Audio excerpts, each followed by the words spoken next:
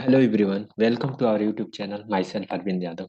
जैसा कि आपको पता है कि मध्य प्रदेश में पटवारी एग्जाम की वैकेंसी आ चुकी है और जिसमें एक ज़्यादा वैकेंसी है और इसमें एक सिलेक्शन होने के चांस जो मध्य प्रदेश के युवाओं के लिए एक सुनहरा अवसर है।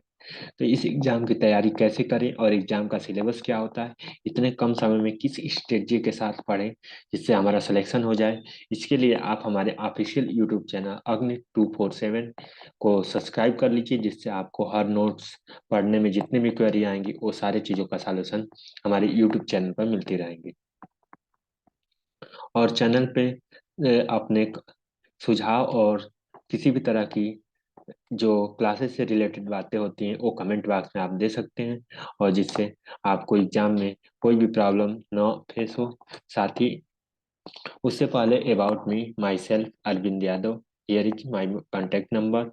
और आप नोट्स डाउनलोड हमारे टेलीग्राम ग्रुप या हमारी ऑफिशियल वेबसाइट पे जाके डाउनलोड कर सकते हैं, जिसका लिंक कमेंट बॉक्स में दिया गया है। यदि लिंक न मिले तो आप दिए गए नंबरों पर कांटेक्ट करके वेबसाइट की लिंक जान सकते हैं, जहाँ से आप जाके नोट्स डाउनलोड कर सकते हैं। उसके बाद एमपी पटवारी का सिलेबस क्या होता है। तो पटवारी का सिलेबस जो कि 200 मार्क का क्वेश्चन होता है, जिसमें पहला पार्ट जो कि जनरल नॉलेज यानी सामान्य ज्ञान का होता है, 25 नंबर के क्वेश्चन पूछे जाते हैं। दूसरा पार्ट जो कि अंग्रेजी का होता है और 25 नंबर के क्वेश्चन पूछे जाते हैं। Hindi 25 mark, mathematics 25 mark, computer 25 mark, सामान्य ज्ञान योग्यता 25 मार्क, सामान्य तर्क क्षमता 25 मार्क, सामान्य प्रबंधन 25 मार्क, इस तरह से क्वेश्चन पूछे जाते हैं। उसके बाद परीक्षा के पेपर में 200 नंबर के प्रश्न पूछे जाते हैं। प्रत्येक प्रश्न 1 अंक का होता है, निगेटिव मार्किंग नहीं होती है। परीक्षा का पूरा करने के लिए 3 घंटे का समय दिया जाता है। अब आते हैं सामान्य ज्ञान के बारे में, कौन से टॉपिक जिससे पूछे जाते हैं क्वेश्चन 25 मार्क के। तो अर्थशास्त्र, रसायन विज्ञान, जीव विज्ञान, किताब और लेखक, भारत और एमपी का इतिहास, महत्वपूर्ण पुरस्कार, भौतिक विज्ञान, भारत और एमपी का भूगोल, महत्वपूर्ण आविष्कार, महत्वपूर्ण तिथियां, राजनीतिक, मध्य प्रदेश की कला और संस्कृति, और समसामयिक यानी करंट अफेयर। इतने चीजें जो कि जीएस सेक्शन में एमपी पटवारी एग्जाम में पूछे जाते हैं।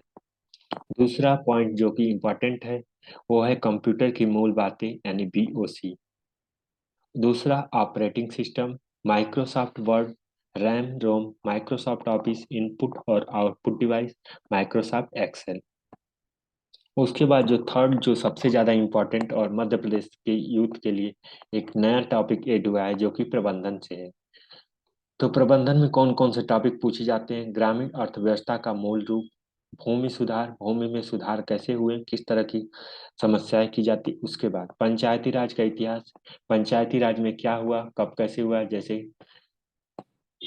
कौन सा केस आया, जैसे कि पंचायत का गठन कब हुआ पंचायत में, जो कि 1977 में कौन सा आयोग आया।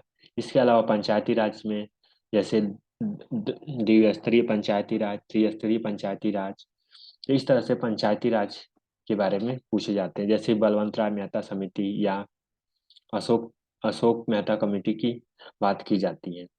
उसके बाद भारतीय कृषि प्रणाली कैसे होती है, कितने सीजन होते हैं, कौन सी फसलें उगाई जाती हैं, ये सब चीजें पूछी जाती हैं। उसके बाद सिंचाई संसाधन और परियोजनाओं के बारे में पूछी जाती है। गवर्नमेंट की कौन सी परियोजनाएं चलती है, जैसे पीएम कुसुम योजना। उसके बाद प्रधानमंत्री फसल बीमा योजना, इस तरह की योजनाएं पूछी जाती हैं।